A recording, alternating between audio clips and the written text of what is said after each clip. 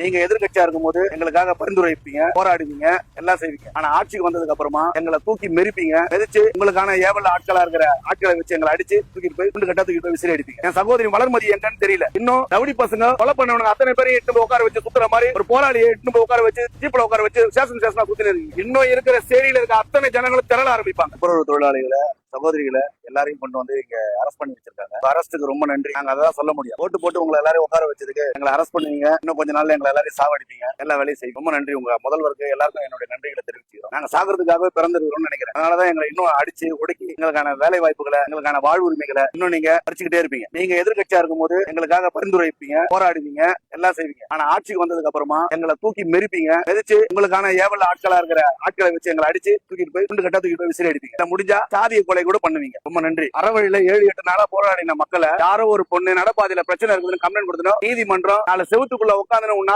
தீர்ப்பு வழங்க முடியும்னா நீ எதுக்கு நீதிமன்றம் வெளியே பொதுமக்களுடைய பிரச்சனையை பாருங்க.